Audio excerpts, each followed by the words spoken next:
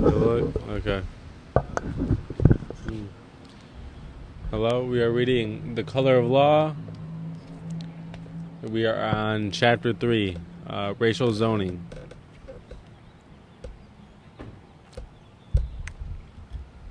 Chapter 3, Racial Zoning. I'm going to go ahead and share this live. And also, as I'm doing this, just want to take a second to remind everybody. Group discussions daily around 5, as well as a Friday dinner, Friday pizza, free dinner, and weekend breakfast from 9 a.m. to noon, 9 a.m. to about noon, weekend breakfast. So we are in, and anybody can read. Anybody can read at any time. All you gotta do is either show up, or we're gonna start to get a sign-up sheet going around. But anybody and everybody is more than welcome to read. We're reading The Color of Law. I need to start reading my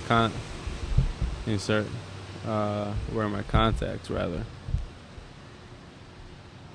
Let's see. Good morning. Chapter 3, Racial Zoning. We like to think of American history as a continuous march of progress towards greater freedom, greater equality, and greater justice. But sometimes we move backward, dramatically so.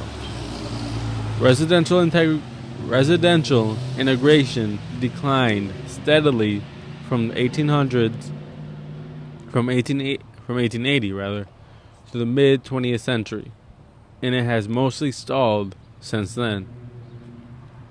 After the Civil War, liberated slaves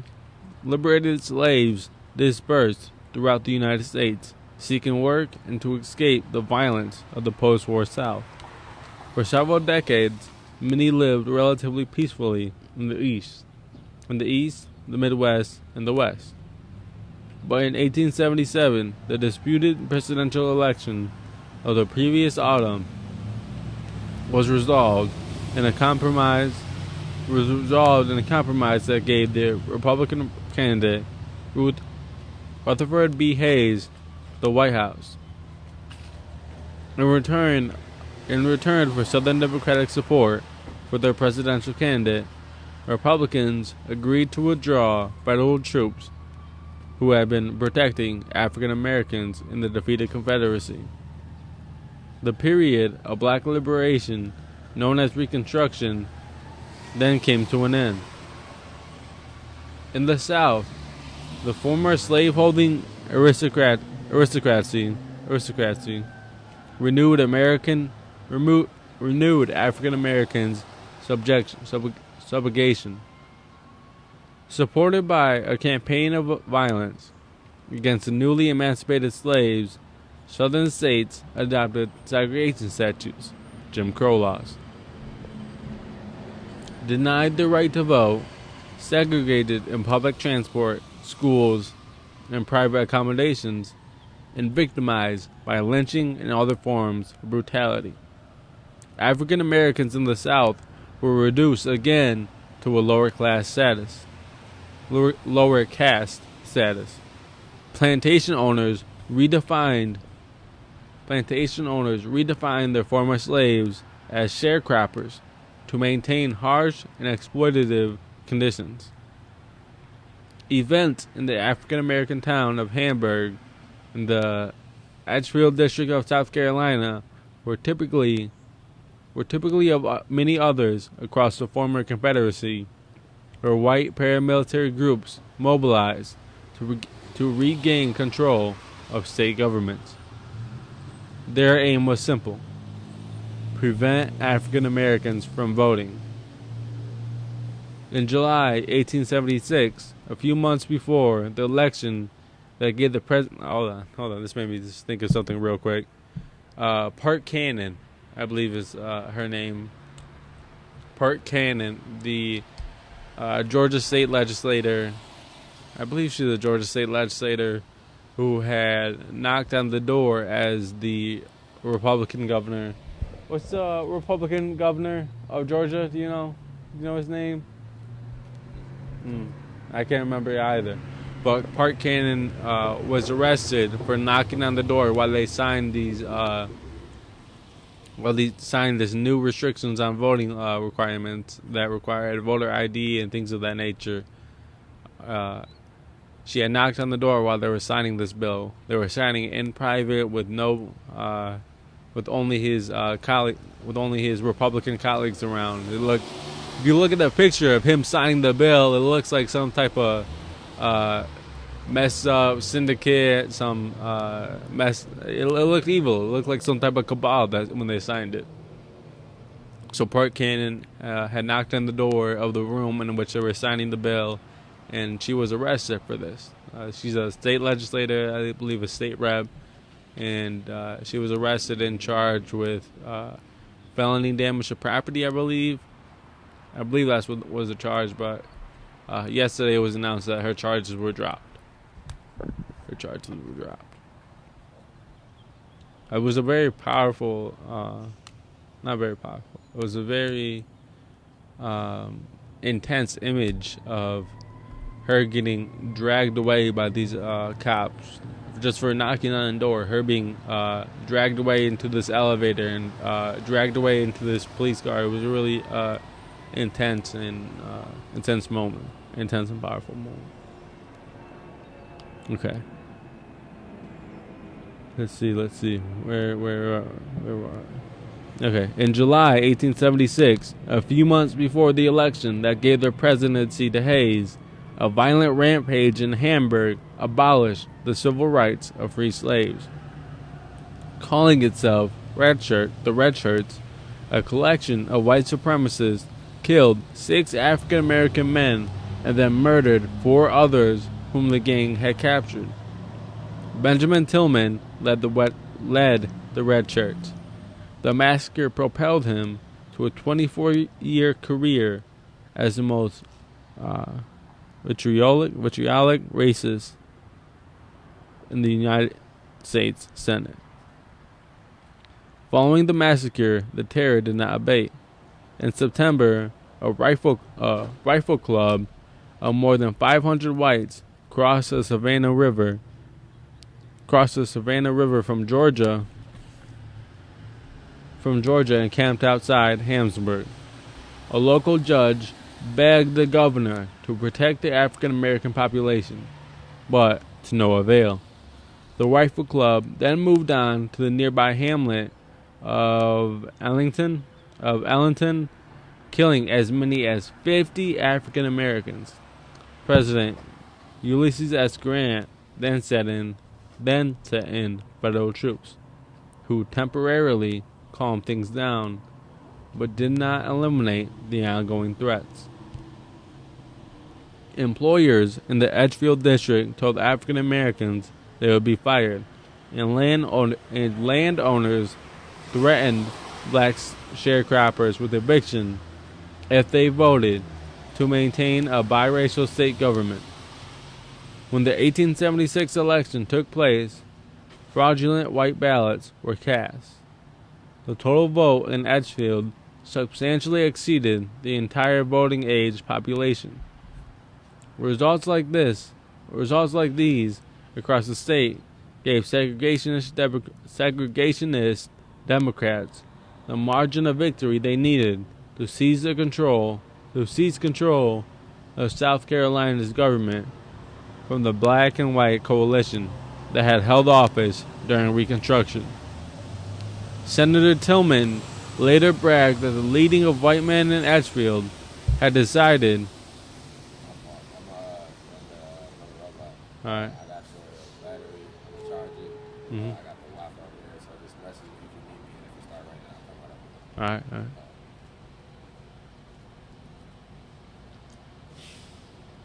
Let's see.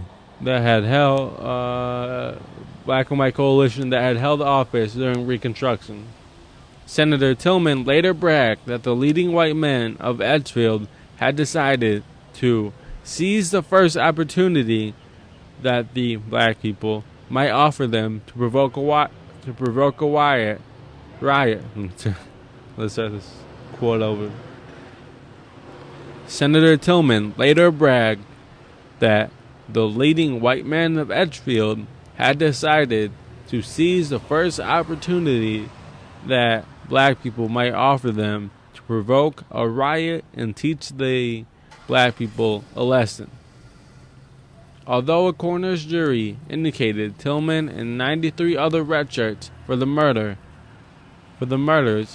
they were never prosecuted and continued to menace African Americans. Federal troops never again came to offer protection. The campaign in Edgefield was of a pattern followed not only in South Carolina but throughout the South. With African Americans disenfranchised and white supremacists in control, South Carolina instituted a system of segregation and exploitation that persisted for the next century. In 1940, the state legislature erected a statue honoring Tillman on Capitol grounds. And in 1946, Clemson, one of the state's public universities, renamed its main hall in Tillman's honor. I wonder if that's still a thing. It was in this environment that hundreds of thousands of African Americans fled the former Confederacy in half of the 20th century. As the new Jim Crow atmosphere intensified in the South, fear, turning to hatred, of African Americans began to spread beyond the region. Throughout the country, whites came to assume black perseverance. Throughout the country, whites came to assume black perversity and inferiority, considering a state as seemingly improbable as Montana, where African Americans thrived in the post-Civil War years. In the early 1900s, they were systematically expelled from predominantly white communities in the state. Public officials supported and promoted this new racial order. The removal of African Americans was gradual. By 1890, black settlers were living in every Montana county. By 1930, though, 11 of the state's 56 counties had been entirely cleared of African Americans. And in the other counties, few remained. The African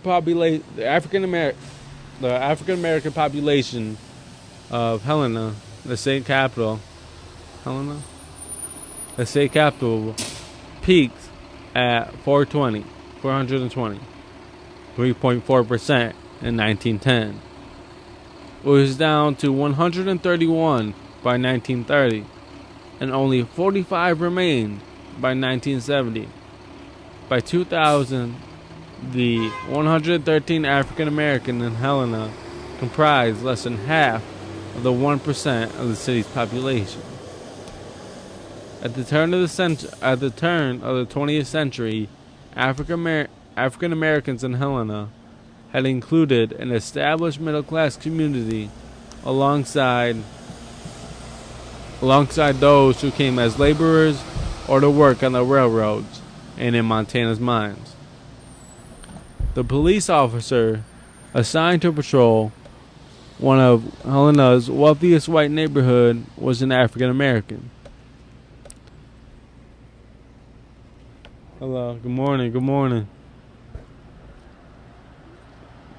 Let's see. Helena's African Methodist Episcopal Church was important enough in 1894 to host its denomination's Western Regional Conference. The city had black newspapers, black-owned businesses, and a black literary society that sometimes drew 100 attendees to hear presentations by poets, playwrights, and essayists. In 1906, Helena's prosecuting attorney expressed the new attitude of public authorities when he announced, "It is time that the respectable white people of this community rise in their might and assert their rights." Helena's newspaper called the prosecutor's statement masterful and eloquent. 3 years later, Montana banned marriages between black people and white people. During this era, many towns across the country adopted policies forbidding African Americans from residing or even from being within town borders after dark. Although the policies were rarely formalized in ordinances, police and organized mobs enforced them. Some towns rang bells at sundown to warn African Americans not to leave. Others posted signs. How you doing? Have a good day. Others posted signs at the new town boundaries warning them not to remain after sundown. A 1950 newspaper article in Glendive, Montana was headlined, "Color line is drawn in Glendive." It noted that the town's policy was that the sun is never allowed to set on any N-words in Glendive. The sun is never allowed to set on any N-words in Glendive. And boasted that the town's black population was now a minus quantity. The town of Roundup posted a sign banning African Americans from remaining overnight. In Miles City, a once substantial African American community was forced to flee by white mob violence. In 1910, 81 African Americans comprised 2% of the Miles City population. Today, it has only 25, or 0.3%. Wow. The imposition of a new African American subordination eventually spread to the federal government as well. In Washington, D.C., in the late 19th and early 20th century, African Americans in the federal civil service had been making some great progress. Some rose to positions whose responsibility included supervising white office workers and manual laborers. This came to an end when Woodrow Wilson was elected president in 1912. Although he had served excuse me.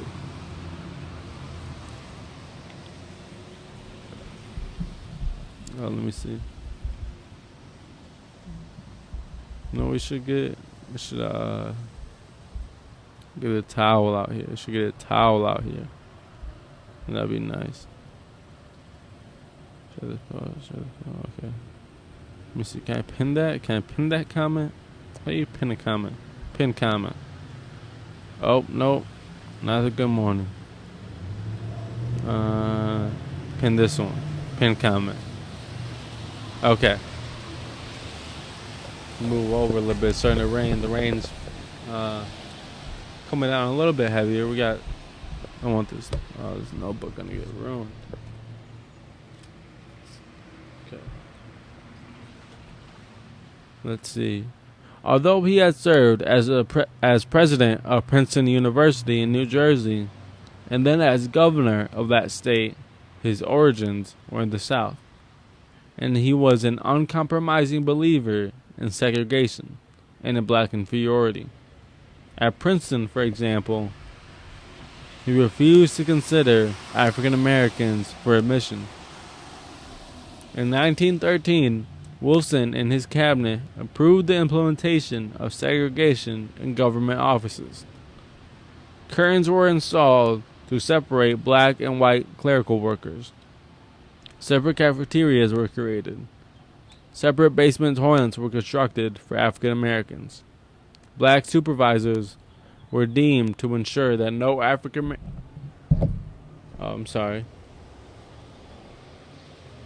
Black supervisors were demoted to ensure that no African American oversaw a white employee. One official response for implementing segregation was the Assistant Secretary of the Navy, Franklin Delano Roosevelt. He might or might not have been enthusiastic about segregation, but it was an aspect of the changing national political culture in which he matured and that he did not challenge. In this early 20th century era, when African Americans in the South faced terror that maintained them in subjugation. I believe it's subjugation. They maintained them in subjugation.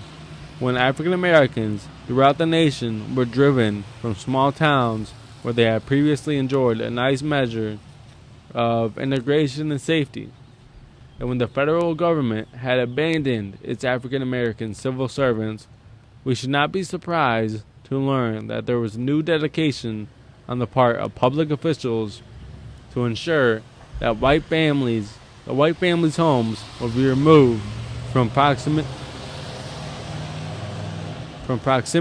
to African Americans in large urban areas. Unlike public housing, which is probably a federal program with some local participation, government policies to isolate white families in all white urban neighborhoods began at the local level. As African Americans were being driven out of smaller Midwestern and Western communities like those in Montana, many other cities, particularly in the southern and border states, already had large black populations that couldn't be expelled. Instead, many of these cities adopted zoning rules decreeing separate living areas for black and white families. The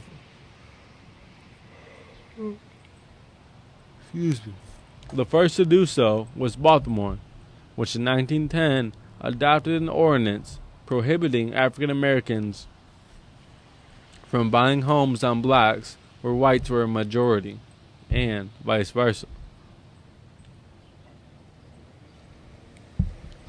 Milton DeShiel, the lawyer who drafted Baltimore's ordinance, explained, "Ordinarily, the black person loves to gather himself, for he is very gregarious and sociable in his nature. But those who have risen somewhat above their fellows appear to have an intense desire to leave them behind, to disown them, as it were, and get as close to the company of white people as circumstances will permit.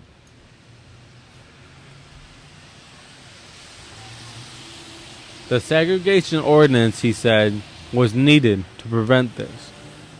The troubles Baltimore encountered in applying the ordinance reflected just how integrated some areas of the city were.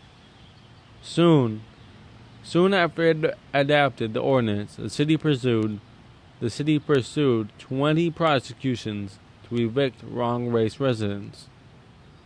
Judges had to grapple with such questions as whether an African American should be allowed to buy a home on a block that was evenly divided between white and black. A white homeowner moved out while his house was being repaired, but then couldn't move back because the block was 51% black. An African American pastor of a church with an African American congregation complained to the mayor that because his church was that because his church was on a mostly white block, the pastor who succeeded him would be forbidden to move into that parsonage. Eventually, the ordinance was revised so that it applied only to blocks that were entirely black or entirely white, leaving Baltimore's integrated blocks unaffected.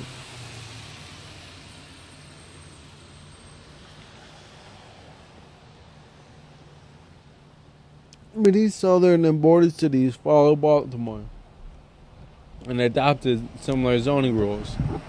Atlanta, Birmingham, Dade County, Miami, Charleston,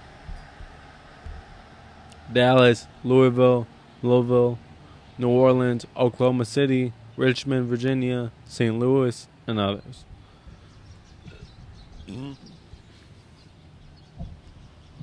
Few northern cities did so. Before the Great Migration, stimulated by the First World War, most northern urban black populations were so small.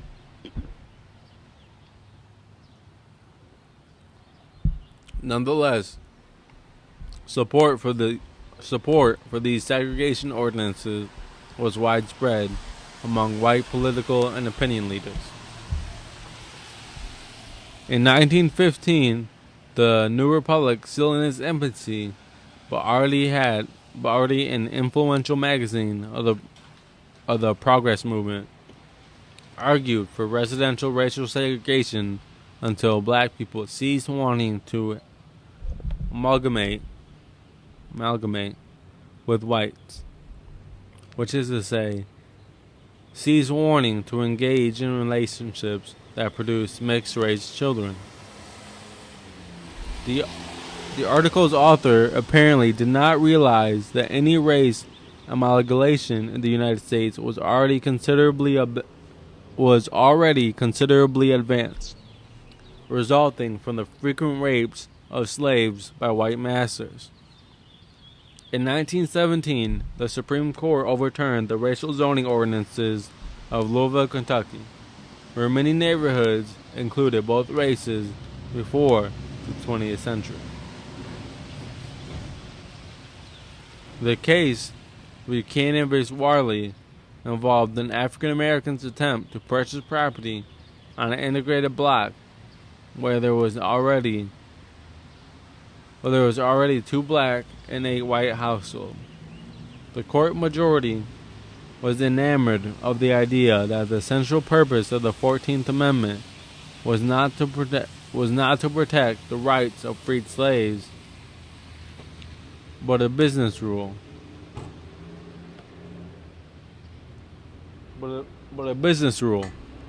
Freedom of power. Let's see.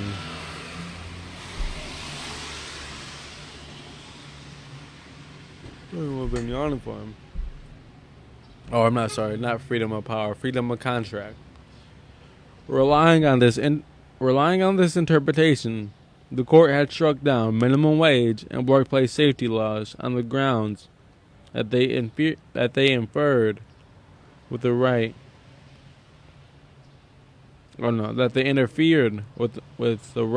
of workers and business owners to negotiate individual employment conditions without government interference. Similarly, the court ruled that racial zoning ordinances interfered with the right of a property owner to sell to whomever he pleased.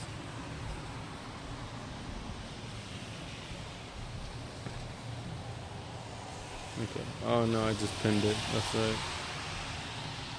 We are reading Chapter 3 right now of the Color of Law, called Racial Zoning. Okay. Keep going. We're going to keep going. Alright, here we go. Many border and southern cities ignored the Buchanan decision. One of the nation's most prominent city planners, Robert Robert Whitten, wrote in a 1992 professional journal that notwithstanding the Buchanan decision established black residence districts which establishing black residence districts that has removed one of the most potent causes of race conflict. This, he added, was a sufficient justification for race zoning. A reason. It's starting to get a little cold out here. No, I'll be alright. A reason. Okay. A reason. Nope. A reasonable segregation. A reasonable segregation is normal, inevitable, and desirable. Whitten then went ahead and designed a zoning outline for Atlanta, advising city officials that home neighborhoods had to be protected from any further damage to values resulting from inappropriate uses, including the encroachment of the black race.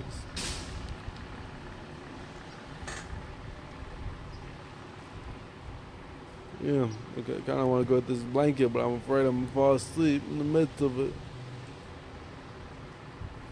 I'm going to go get this blanket. Hold on.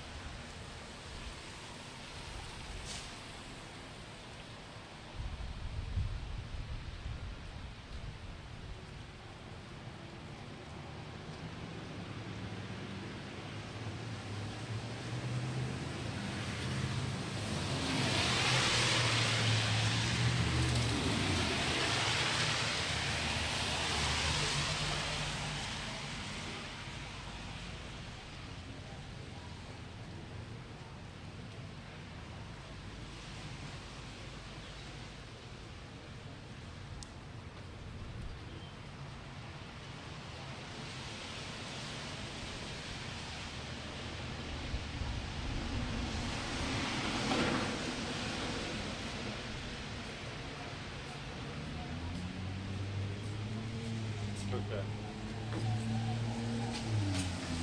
And we're back. Okay. Perfect. Got one blanket, I need to get this other one. So we are gonna continue reading The Color of Law. I'm gonna go get this blanket right here in a second. Be right back in a second. It's starting to rain a little bit more consistently, but it's still just little sprinkles, so I think we should be good as long as we really hug this corner right here. I think we should be good, but at some point we may need to move. We may need to move around and change sets. Alright, I'll be right back.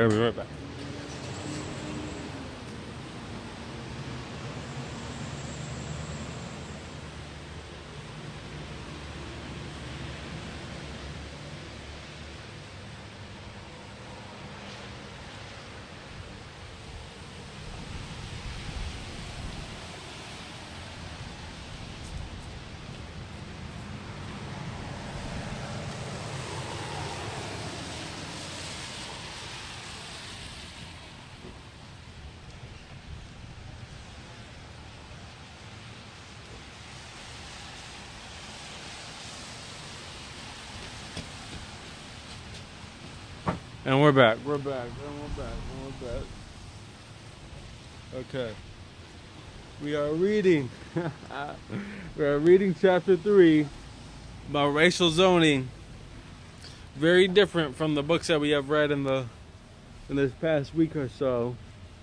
which makes sense because the first week of April, the theme for the week was police terrorism and mass incarceration. So now, as we move into the second week, we're on day 8, book 8, and we are reading The Color of Law. And so far, it is a really insightful book. It is a really insightful book, and I'm happy that I read it. But week 2 is about racial injustice. So now, so far, it has been talking about. So far, the section in which I've read talks a lot about housing and public housing and segregation and different things of that nature. So I do. It's a very good book. This is a very good book. We're going to get back into it. We're going to get back into it right now. Okay. Let's see. I don't really remember where I was. Somewhere in here. You can hear me still? You can hear me real well? Okay. I think you can. Okay. We're going to start right here. The zone plan, drafted by Wynne and published by the Atlanta City Planning Commission in 1922, explained that race zoning is essential in the interest of public peace, order, and security, and will promote the welfare and prosperity of both the white and black people and people of color. I'll go with that. Some of this wording is, the zoning law divided the city into an R1 white district and an R2 black district, with additional neighborhoods undetermined. Challenged in court, Atlanta defended its laws by arguing that the Buchanan ruling applied only to ordinances identical to Louisville's. Atlanta was different. Its lawmakers contended because it designated whole neighborhoods exclusively for black or white residents, without regard to the previous majority race characteristics of any particular block. The lawyers also claimed that the Louisville decision didn't apply because Atlanta's rules address only where African Americans and whites could live, not who could purchase the property. The Georgia Supreme Court rejected this argument in 1922, finding Witten's plan unconstitutional. But Atlanta officials continued to use the racial zoning map to guide its planning for decades to come. Other cities continued to adopt racial zoning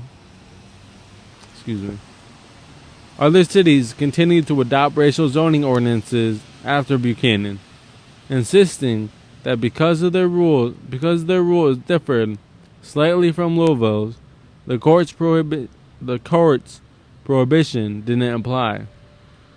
In 1926, Indianapolis adopted a regulation permitting African Americans to move to a white area only if a majority of its white residents gave their written consent. Although the city's legal staff had advised that the ordinance was unconstitutional, in 1927, the Supreme Court overturned a similar New Orleans law that required a majority vote of opposite race neighbors. Richmond, Virginia, attempted a sly evasion of Buchanan. In 1924, the state adopted a law banning interracial marriage.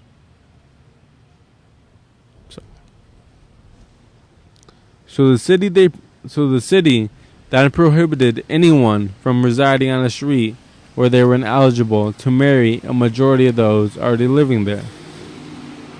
Municipal lawyers told federal courts that Buchanan did not apply because their city's racial zoning law was solely intended to prevent intermarriage and its interference with residential property. The residential property rights was incidental. In 1930, the Supreme Court rejected this reasoning. Birmingham, like Atlanta, defended a racial zoning law.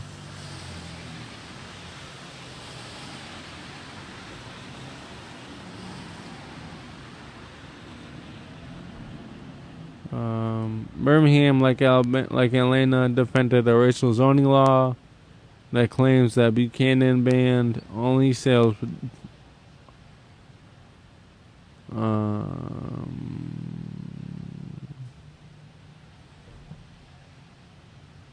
Let's start here. The city also argued that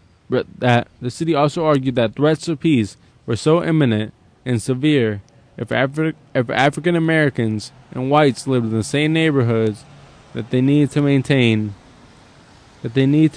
order should trump the constitutional rights involved. After a lower class banned Birmingham's ordinance in 1947, the city claimed that the ban applied only to a single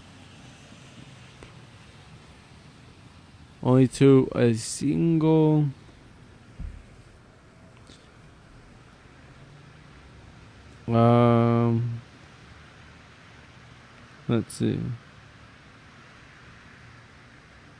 The city commission president of racial happiness, Birmingham continued to administer its racial zoning ordinance until 1956, when a federal judge appeals court finally struck it down.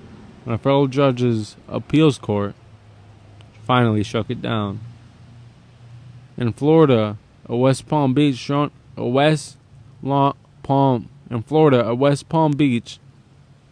racial zoning ordinance was adopted in 1929, a dozen years after Buchanan, and it's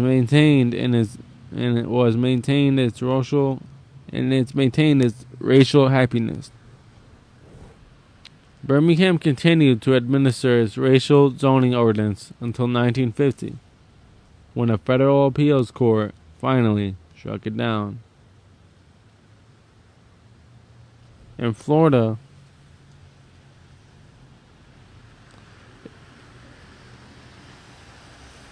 a West Palm Beach racial zoning ordinance was adopted in 1929, a dozen years after Buchanan, and it was maintained until 1960. The Orlando suburb of Apopka adopted an ordinance banning black people from living on the north side of the railroad tracks, and whites from living on the south side. It remained in effect until 1968. Other cities like Austin and Atlanta continued racial zoning without specific ordinances by designating African American areas in official planning documents and using these documents to guide spot zoning decisions. Kansas City and Norfolk continued this practice until at least 1987.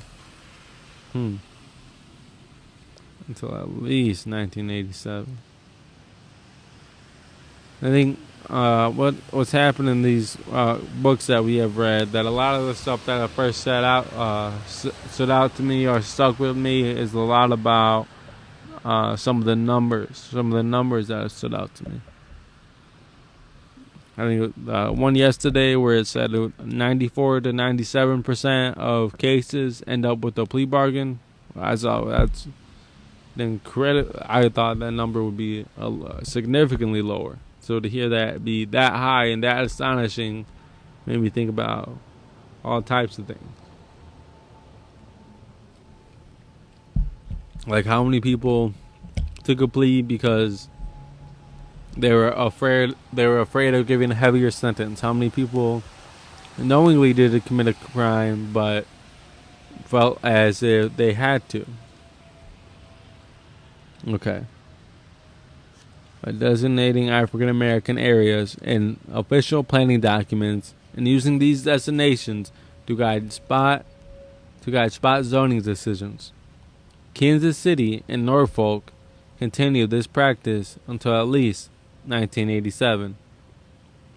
But in cities that respected Buchanan as a law, segregationist officials faced two distinct problems.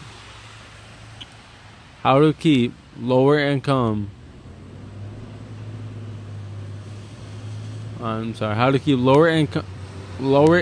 African Americans from living near middle class whites in high middle class neighborhoods. For each of these conditions, the federal and local government developed distinct solutions. In 2014, police killed Michael Brown, a young African American man in Ferguson, a suburb to St. Louis. Protests followed. Some violent and subsequent investigations uncovered systematic police and government abuses of residents in the city's African American neighborhoods. The reporting made me wonder how the St. Louis metropolitan area had become so segregated. It turns out that economic zoning with a barely distinguished racial overlay played an important role. To prevent lower income African Americans from living in neighborhoods where middle class whites resided, local and federal government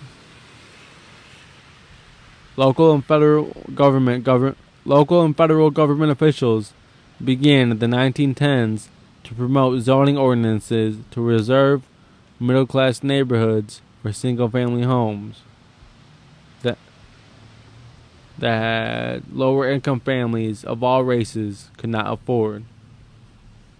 Certainly an important and perhaps primary motivation of zoning rules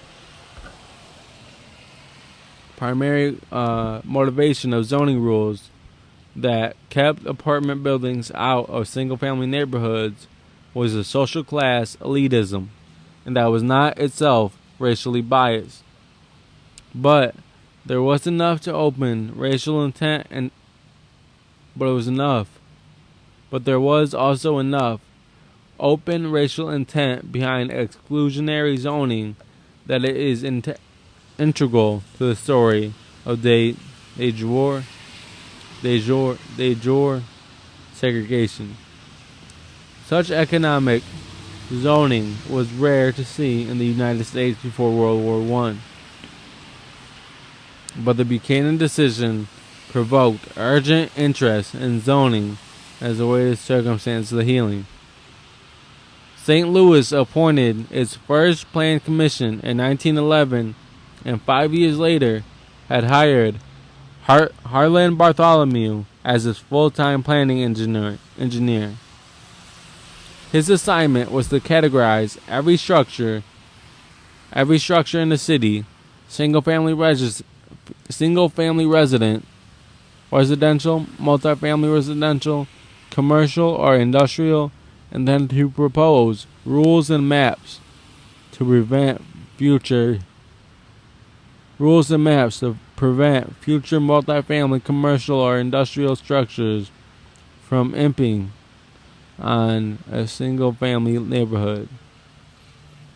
If a neighborhood was covered with single-family house taken with deeds that prohibited African American occupancy, this was taken into consideration at a planned neighborhood would be zoned first residential, prohibiting future construction and anything family units preserve. Oh, I never heard.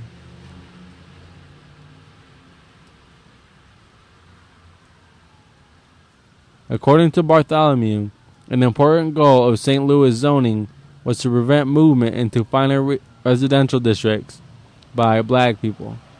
He noted that without a previous zoning law, such neighborhoods have become run down, where values have depreciated.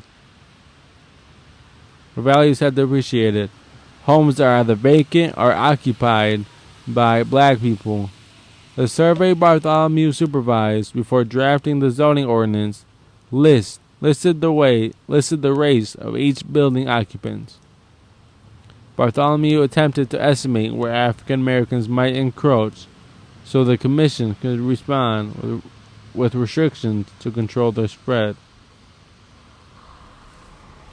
The St. Louis zoning ordinance was eventually adopted in 1919, 2 years after the Supreme Court's Buchanan ruling banned racial assignments with no reference to race. The ordinance pretended to be in compliance.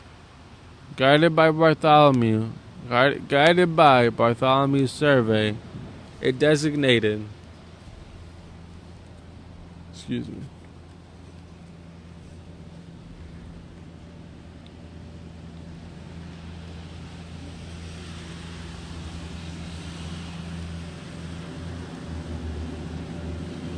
Damn, where was I? It designated land for future industrial development if it was in or adjacent to neighborhoods with substantial African American populations. Once such forces were enforced, Plan Commission meetings were consumed with requests or variances. Race was frequently a factor. For example, one meeting in 1919 debated a proposal to reclassify a single-family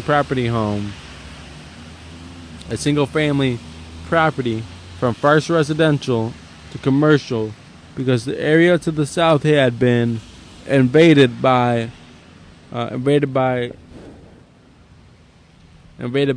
people. Bartholomew persuaded the commission members to deny the variance because he said keeping the first residential designation would preserve homes in the areas as unaffordable to African Americans and thus stop the encroachment. On other occasions, the commission changed an area zoning from residential to industrial if African American families had begun to move into it. How do I sound? I'm not gonna lie, I'm tired. I never lie. But I am real tired. Good morning. Okay. On other occasions, the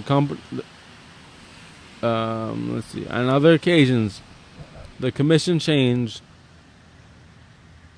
an area zoning from residential to industrial if African American families had begun to move into it. In 1927, violating its normal policy, the commission authorized a park and playground in an industrial, not residential area, in hopes that this would draw African American families to seek housing nearby. Similar decision making continued throughout the middle of the 20th century. In the 1942 meeting, commissioners explained that they were zoning in the area in a commercial strip as multifamily because it could develop into a favorable dwelling district for black people.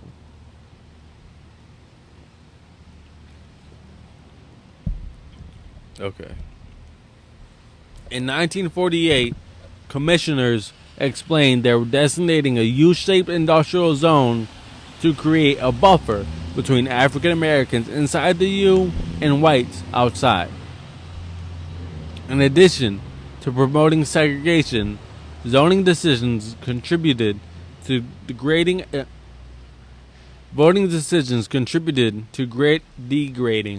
degrading St. Louis's African American neighborhoods into slums.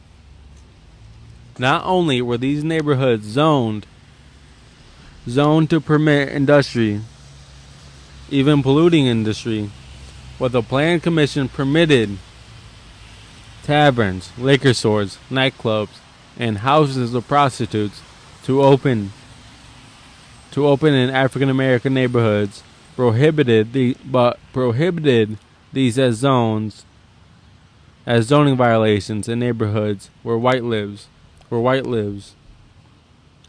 lived.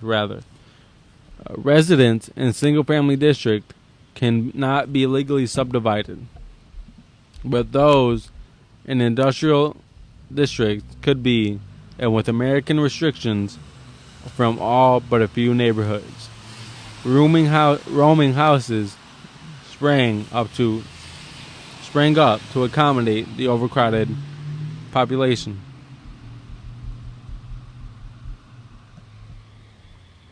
Later in the 20th century, when the Federal Housing Administration, FHA, developed the insured motorized mortgage as a way to promote home ownership nationwide. These zoning practices rendered African Americans ineligible for such mortgages because bank and the FHA considered the existence of nearby rooming houses, commercial development, or industry to create risk to the property value of single-family areas. Without such mortgages, the effective cost of African Americans' housing was greater than that of similar housing in white neighborhoods, leaving owners with fewer reasons for upkeep. African American homes were more likely to deteriorate, reinforcing their neighborhoods' slum conditions. Local officials elsewhere, like those in St. Louis, did not experiment with zoning in isolation.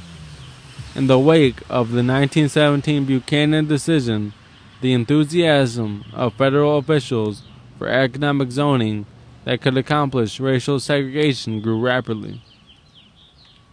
In 1921, President Warren G. Harding's Secretary of Commerce, Herbert Hoover, organized an advisory committee on zoning to develop a manual explaining why every municipality should develop a zoning ordinance. The advisory committee distributed thousands of copies to officials nationwide. A few months later, the committee published a model zoning law. The manual did not give the creation of racially homogeneous neighborhoods as the reason why zoning should become such an important priority for cities. But the advisory committee was composed of outspoken segregationists whose speech and writings demonstrated that race was one basis of their zoning advocacy.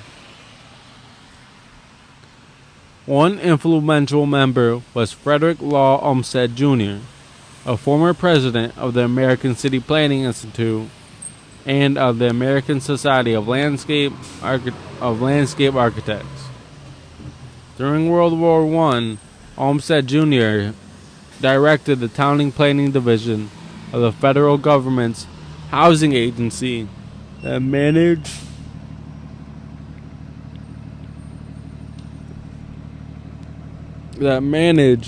or built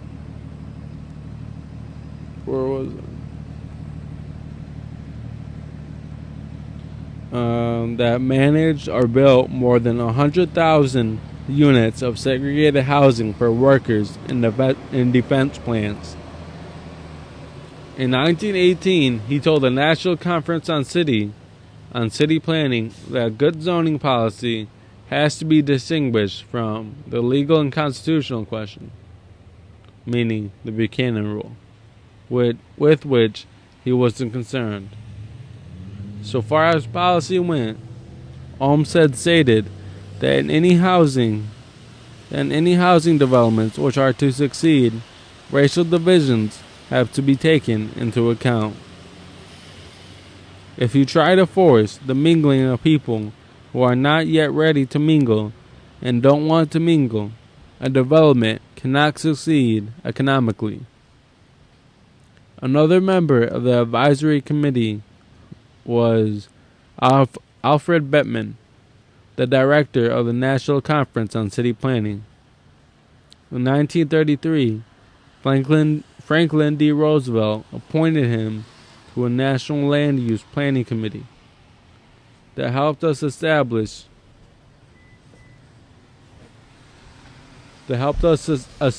commissions in cities and states throughout the country. Planning was necessary. Like, we got another comment. Give me 1 second. Give me 1 second to be able to read these comments. I don't got my context in.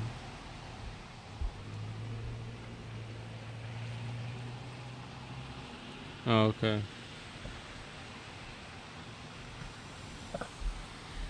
Okay. That doesn't really in regards to me.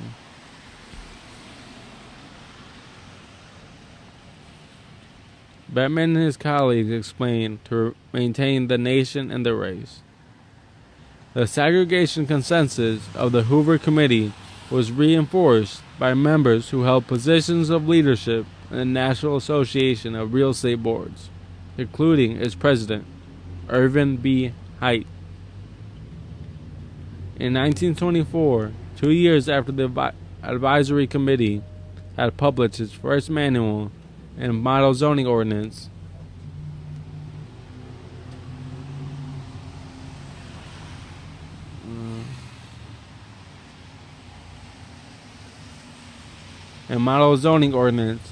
the association followed up by adopting a code of ethics that included this warning. A realtor should never be instrumental in introducing into a neighborhood members of any race or nationality whose presence will clearly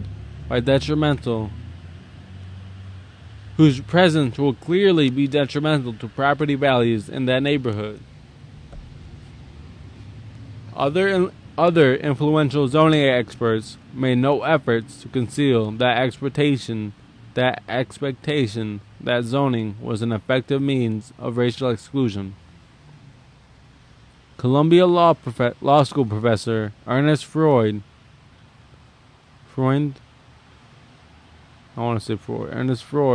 the nation's leading authority on the nation's leading authority on administrative law in the 1920s, observed that preventing the coming of black people into a district was actually a more powerful reason for the spread of zoning during the previous decade than creation of single-family districts. The stated justification for zoning, because the Buchanan decision had made it impossible to find an appropriate legal formula for segregation, Freud said that zoning masquerading as an economic measure was the most reasonable means of accomplishing the same end. Secretary Hoover, his committee members, and the city planners across the nation believed that zoning rules that made no open reference to race would be legally sustainable, and they were right. In 1926, the Supreme Court for the first time considered the constitutionality of zoning rules that prohibited apartment buildings in single-family neighborhoods. The decision arising from a zoning ordinance in Cleveland and a Cleveland suburb was a conspicuous conception to the court's rejection of regulations that restricted what an owner could do with his property. Justice George Sutherland, speaking for the court, explained that very often the apartment house is a mere parasite, constructed in order to take advantage of the open spaces and attractive surroundings created by the residential characters of the district, and that apartment houses in single-family districts come very near to being nuisances. Come very near to being nuisances. In reaching this decision, the Supreme Court had to overrule the findings of a district judge who would have preferred to uphold the zoning ordinance, but could not pretend ignorance of its true racial purpose, a violation of Buchanan. The judge explained, the blighting of property values. Hello, good morning. Have a good day.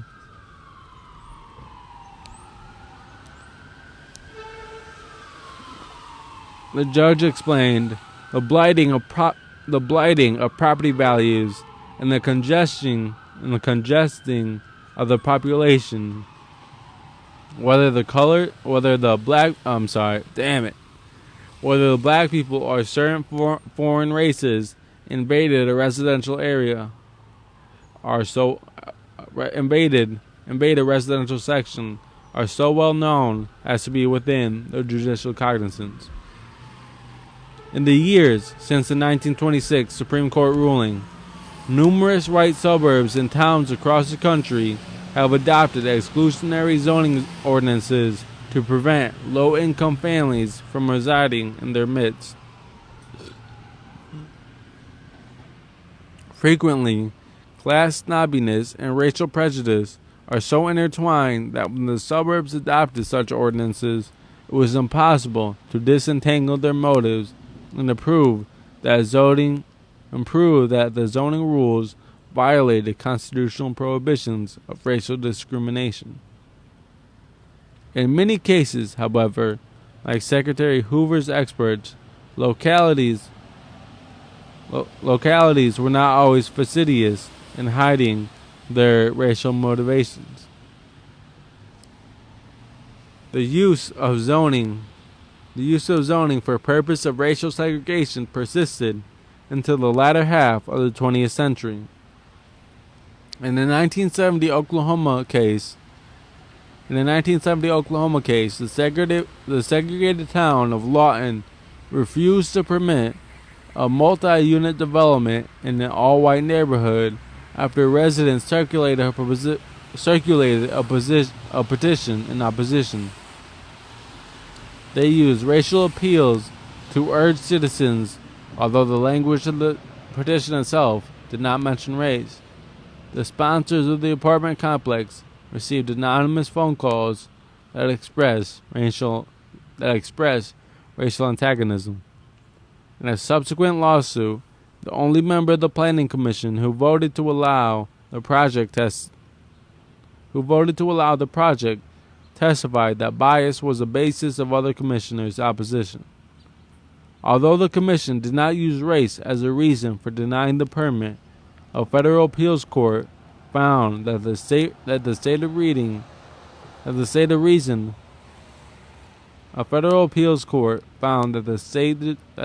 reasons were mere pretext. If proof of a civil rights violation depended on an open statement by an official of intent to discriminate, the 14th Amendment offers little solace to those seeking protection, the court concluded. Yet the appeals court view did not prevail in other cases. A few years later, in 1977, the Supreme Court upheld the zoning ordinance in Arlington Heights, a suburb of Chicago, that prohibited multi-unit developments anywhere but adjacent to an outlying commercial area. The ordinance ensured that few, if any, African Americans could reside in residential areas. The city council had adopted its zoning ordinance at a meeting where members of the public urged action for racially discriminatory reasons. Letters to the local newspaper urged support for the ordinance as a way to keep African Americans out of white neighborhoods. But despite the openly racial character of community sentiment, the Supreme Court said the ordinance was constitutional because there was no proof that the council members themselves had adopted the ordinance to exclude African Americans specifically, and not to exclude African Americans specifically, and not exclude all lower income families, regardless of race. So this is saying it's discriminatory towards poor people and poor communities and poor families, not just regardless of race. My purpose, however, is not to argue courtroom standards of proof. I am interested in how we got to the systematic racial segregation we find in metropolitan areas today, and what role government played in creating these residential patterns. We can't prove what was in council members' hearts in Arlington Heights or anything else, but in too many zoning decisions, the circumstantial evidence of racial motivation is persuasive. It's persuasive. I think it can fairly be said that there would be many fewer segregated suburbs than there are today were it not for an unconstitutional desire shared by local officials and by national leaders who urged them to keep African Americans from being white families' neighbors. The use of industrial, even toxic waste zoning to turn African American neighborhoods into slum was not restricted to St. Louis. It became increasingly common as the 20th century proceeded and manufacturing operations grew in urban areas.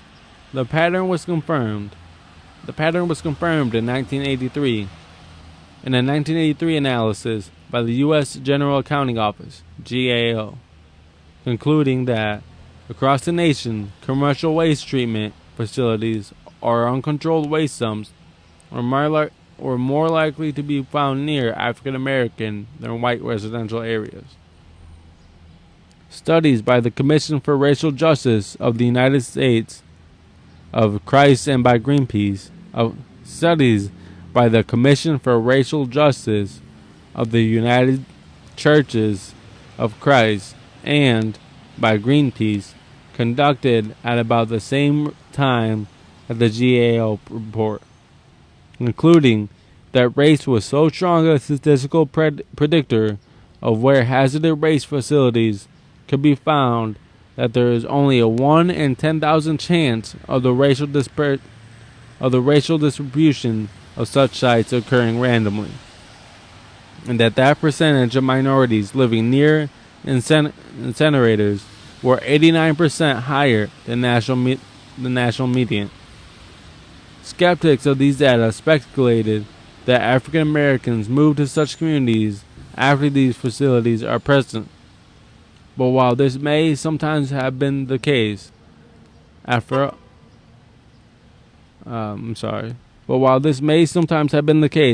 all, most African Americans had limited housing choices. It cannot be the full explanation. Neighborhoods with proposed incinerators, not those already built, had minority population shares that were much higher than the share in other communities. Decisions to permit toxic waste facilities in African American areas did not intend to intensify slum conditions. Although this was a result, the racial aspect of these choices was a desire to avoid the deterioration of white neighborhoods when African American sites were available as alternatives. The welfare of African Americans did not count for much in the policy making. Oftentimes, as in St. Louis, zoning boards made explicit exceptions to the residential neighborhoods, to their residential neighborhood rules to permit dangerous or polluting industry to locate in African areas. In Los Angeles, for example, a black community became established in the south central area of the city in the 1940s. The neighborhood had some industry, but its non-residential character was more firmly entrenched when the city began a process of spot rezoning for commercial or industrial facilities. Automobile junkyards had become commonplace in the African American neighborhood. In 1947, an electro planning explosion in this newly developed ghetto killed 5 local residents, as well as 15 factory workers, and destroyed more than 100 homes. When, later that year, the pastor of an African American church protested a rezoning property adjacent to his church for industrial use, the chairman of the Los Angeles City Council Planning Committee, responsible for the rezoning, responded that the area had now become a business community, adding, "Why don't you people buy a church somewhere else?" For the most part, courts have refused to reject toxic city decisions without proof of explicit, stated intent to harm African Americans because of their race.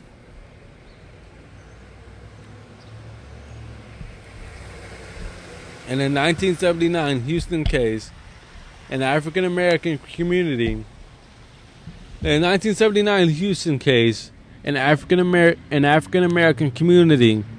that already had a disproportionately high number of hazardous waste sites protested the addition of another. A federal judge found that the proposal was unfortunate and sensitive, but refused to ban it without proof of explicit racial motivation. A 1991 case arose in Warren County, North Carolina, whose overall population was about half white and half African American. The county had 3 existing landfills, all in African American areas. When a new landfill was proposed for a white neighborhood, residents resisted, and county officials did not issue a permit. But when another was proposed, this time in an African American neighborhood, county officials ignored resident protests and approved the landfill. A federal judge upheld the county's decision, finding that there was a discriminatory impact with no implicit racial intent. In 1991, the Environment Protection Agency issued a report confirming that a disproportionate number of toxic waste facilities were found in African American communities nationwide. President Bill Clinton then issued an executive order requiring that such a disparate impact can be avoided in future decisions. The order did not, however, require any compensatory actions for the existing toxic placement. The frequent existence of polluting industry and toxic waste plants in African American communities, along with subdivided homes and rooming houses, contributed to giving African Americans the image of slum dwellers in the eyes of whites who lived in neighborhoods where integration might be possible. This in turn contributed to a white flight when African Americans attempted to move to suburbs. The zoning thus had 2 phases. One phase, developed in part to evade a prohibition on racially explicit zoning, attempted to keep African Americans out of white neighborhoods by making it difficult for lower income families, large numbers of whom were African Americans, to live in expensive white neighborhoods. The other attempted to protect white neighborhoods from deterioration by ensuring that few industrial or environmentally unsafe businesses could locate in them. Prohibited in this fashion, polluting industry had no option but to locate near African American residences. The first contributed to creation of exclusive white suburbs, the second to the creation of urban African American homes, slums rather. Oh wow! In Detroit, 1941, there's a little picture right here. The Federal Housing Administration required a developer to build a wall separating his whites-only project from nearby African American residences. Okay, I'm gonna pass this off to another reader. We are on Chapter 4, Own Your Own Home, of The Color of Law by Richard Rothstein. I'm gonna pass this off. We're gonna end this live. Start back up 5-10 minutes.